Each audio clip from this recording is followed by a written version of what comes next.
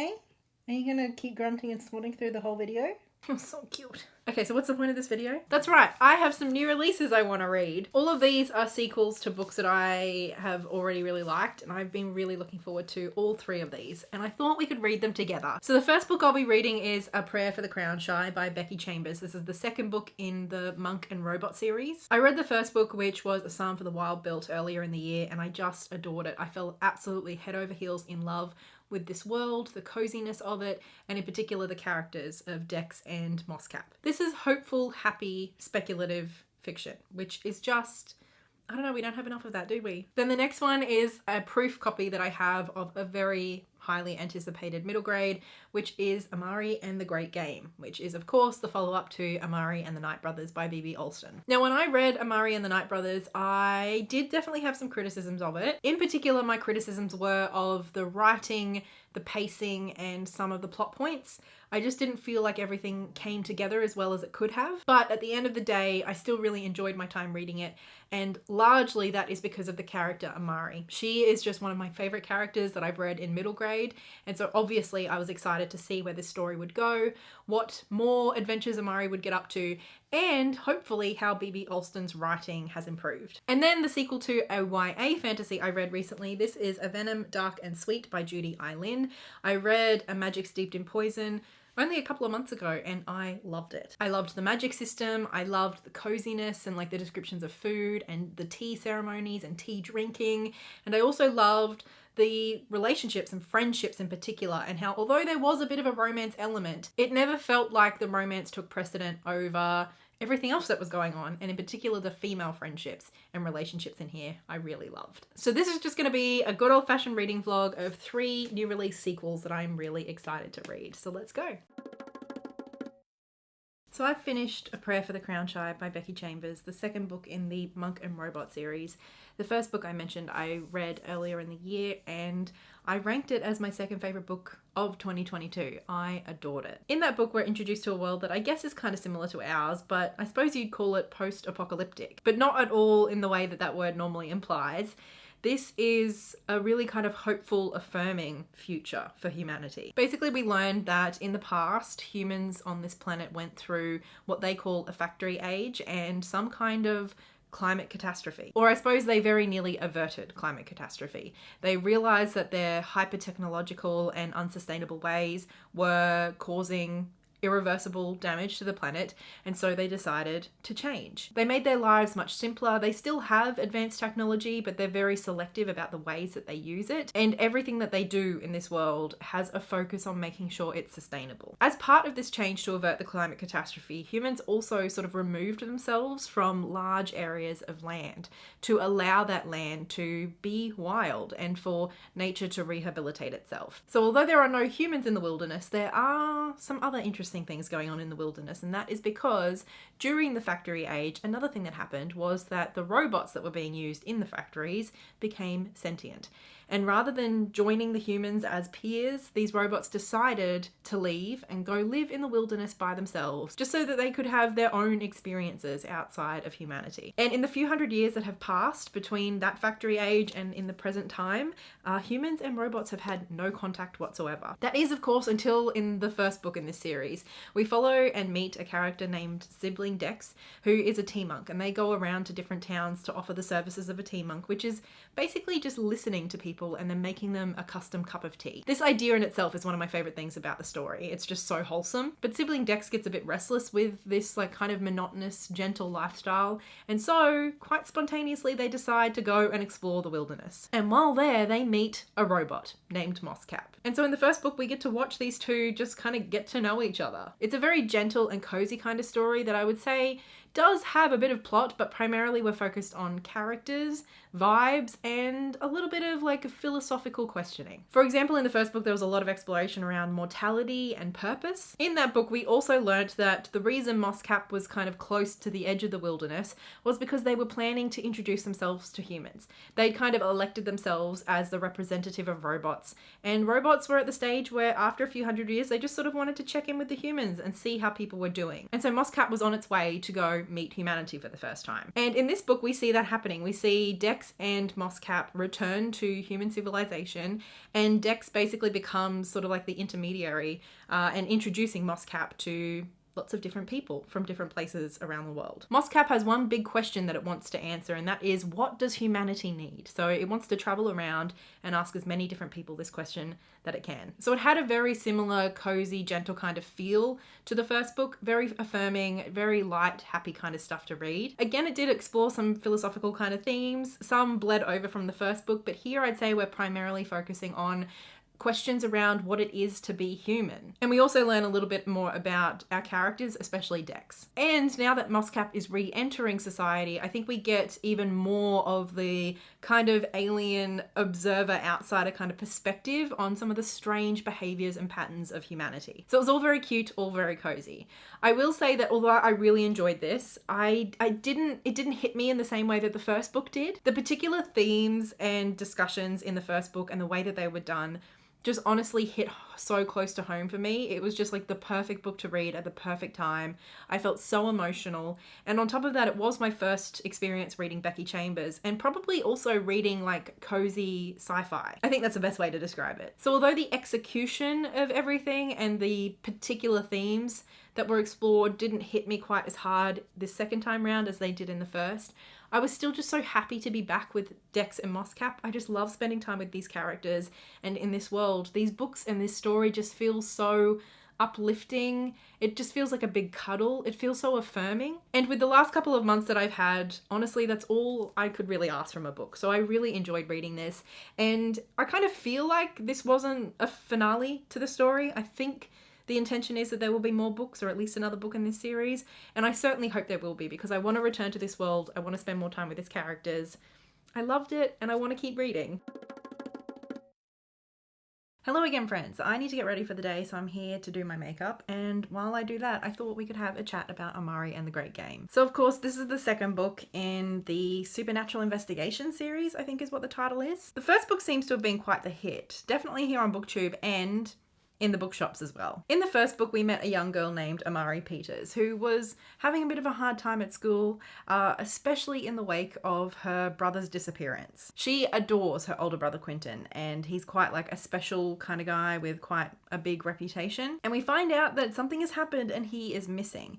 And most of the people in Amari's community assumes that he probably got caught up with the wrong kind of people, and that he's probably dead. Amari, on the other hand, absolutely believes with her whole heart that Quentin is alive, and she wants to find him. Pretty soon, we find out that Quentin has actually been a part of like this secret magical community, and before he disappeared, he left basically an invitation for Amari to join the society as well. And so although she doesn't really consider herself anything special, and she's not all that interested in the magic at first, she considers this the prime opportunity to find out more about what happened to her brother. And so we basically follow along and watch as Amari joins the society. It's this supernatural bureau, and basically everybody who becomes a member gets their, like, one of their main strengths enhanced, which becomes their magical power. However, when Amari steps up to get her magical power, she kind of finds out that she's off the charts amazing, and she is what people call a magician.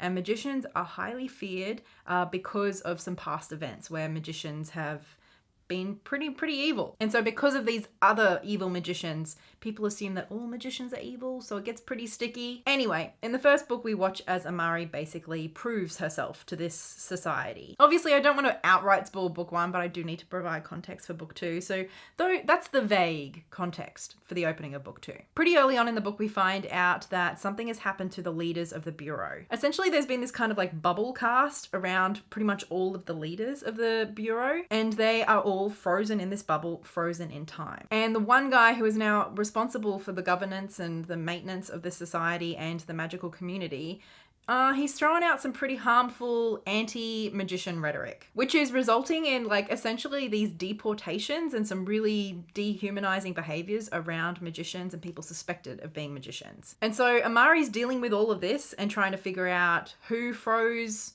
the government, how she might be able to unfreeze them, what's happened. She is also having to participate secretly in this kind of battle duel The Great Game, which is where the title comes from. And I don't want to talk too much about why she's in this game or who the game is with, but it's pretty intense. Basically, she's going about her everyday life, participating in classes and also trying to solve this mystery, and she can just randomly get pulled out of her life to have to participate in this game, and it's really important that she wins. As with the first book, there's plenty of development around some really amazing friendships that I've loved to watch grow and to change over time. There's also plenty of questions of who we can trust and betrayal. So there's lots of mystery, lots of intrigue, and plenty of action as well. So I have said plenty of times on this channel that although I really, really liked Amari and I felt like the first book offered so much potential, I didn't love the first book. Primarily that had to do with like plot and pacing issues that I've personally felt the book had.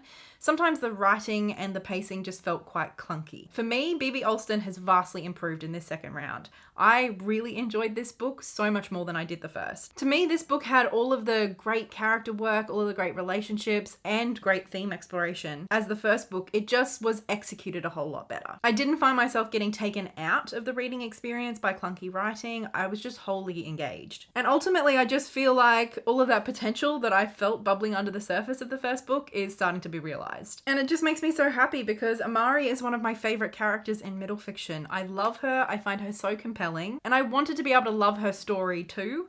And I think now I can say that I do. So if you liked the first Amari, I don't see any reason why you wouldn't like the second installment. But if you were like me and, you know, you maybe weren't blown away by the first book, but you wanted to be, and you could feel something special there, for me, at least, I think it's starting to be realized, which is really exciting. And if you're one of the people that has not started Amari yet, I would say definitely get on it because it was made very clear at the end of this book that we have plenty more to come. We're 2 books in now, and I think it's very clear that B.B. Alston is taking this series very seriously and that it means a lot to him as an author. And I don't know, for me, it feels like this has all the potential to be one of those generation-defining middle grade fantasy stories. There is so much intention and love and important messages in here, and yet it manages to be so fun. I think it's wonderful. I can't wait for the trajectory of this to just keep going up and up because that's the feeling that I get. I think Amari basically takes so many of the elements of middle grade fantasy that we're used to and that we know so well, but just injects them with this new sense of urgency, of relevance, of magic, of fun, and of heart. And I don't know about you, but that just excites me. So another great success, another great sequel. This is turning out quite well for me so far. Hello friends, it is the end of the day and I have finished in one day A Venom Dark and Sweet by Judy Lynn. This of course is the second book in the Book of Tea series by Judy Lynn.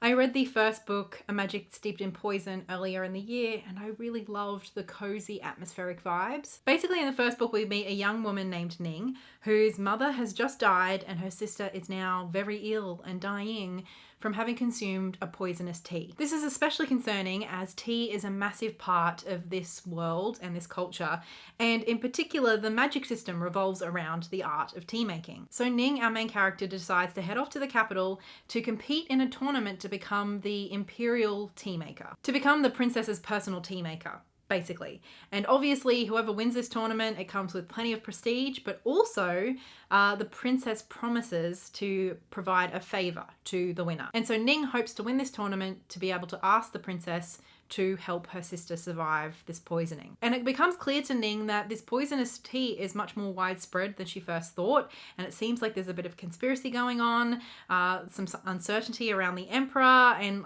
just like an unstable kind of situation as far as the empire is concerned. And so there's lots of politicking as well as this trial happening around tea making. And ultimately the tea making is vividly described. It's absolutely beautiful, and even though there's a lot of tension, it feels so cozy, and that's the reason I really liked the first book. I also loved the female friendships that were explored in the first book, and although there is a romance that develops and it is a little insta-lovey, it never felt like it overtook the female friendships and the female relationships that were developing. And that felt like a very conscious choice of the author to subvert some stereotypical YA sort of stuff, and I really appreciated that. And so the trial finished off in the first book, and quite a lot was resolved in the first book, but then we did sort of end off on a bit of a cliffhanger as to what our main characters were going to do next. And that is, of course, where this second book picks up. This second book does feel quite different, although obviously the world is still the same, the magic is still the same, the mythology and all of that that's interwoven is still very familiar. In this book, we get an additional POV, and that is of Kung. He is the love interest.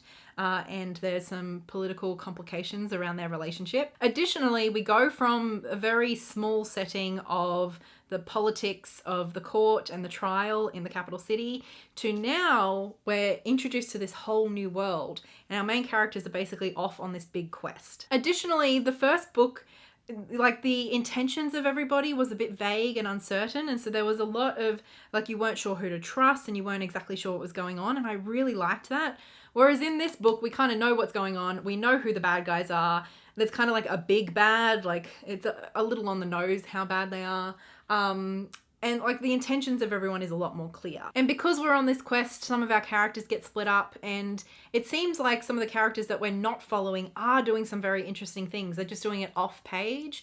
And so I was a little bit sad that we weren't getting as much from those characters that I'd grown to really like in the first book. So for all of those reasons, I can't say I enjoyed this quite as much as I enjoyed the first book.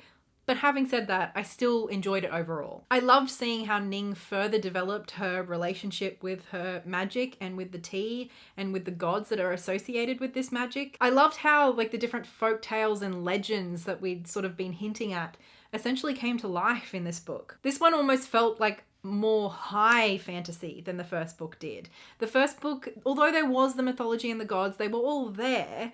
The magic primarily focused on the tea making, and while the tea making is still there, the rest of it just feels so much more elevated, and it turns into a bit of a Chosen One kind of plot, which feels kind of epic. I still can't say I really cared for the relationship and the romance. I won't say that it bothered me in any way, it just was kind of there. I didn't really have an opinion on it, which is not really how you're supposed to feel about a romance, but like, for me, this book could have done without the romance, and it wouldn't have been any better or worse. Like, I just didn't really feel any kind of way about it. And I think that has to do with the fact that although I did like quite a lot of the secondary characters, this does feel primarily like it's Ning's story. So I don't know, I didn't really feel Kung as a person. I wasn't as interested in him, and he didn't really feel fleshed out to me entirely. Anyway, I suppose what I'm saying is that I can see plenty of criticisms and possible flaws of this duology, but overall I just loved the writing and the atmosphere and the vibes. For me, this is a duology you come for, not for plot. Like, it has plot. The plot is there, it works, it's serviceable, but you come for the cup of teas and the vibes. I love the magic system, and I love the atmosphere and magic of this world. And the way that Judy Eileen writes it, it feels sensual and evocative and vivid, and I loved that. So I ended up giving all 3 of these sequels 4 stars each. That is the most consistent reading vlog of all time. It has to be. Certainly for me anyway. So I feel pretty chuffed about that. And I mean, for the 2 that I think will be continuing, I look forward to continuing in these worlds and with these characters. And I almost wish that this was a little bit longer, that we got a little bit more time with those characters that we didn't get to see much in the second book. And so if Judy Eileen ever did decide to write a book about more characters in this world, I would totally be here for that as well. Anyway, thanks for hanging out with me and reading some of my anticipated sequels. I hope you enjoyed. I would love to hear in the comments below if you've read any of these books or if you're planning to. And a big thank you goes to my wonderful patrons over on Patreon, and especially a big thank you to Olivia, Lynette Brown, and Marie, who are my high tier patrons. And of course, a big thank you to you if you made it all the way to the end of the video. Thanks for hanging out with me, and I will talk to you again soon. Until then, happy reading. Bye.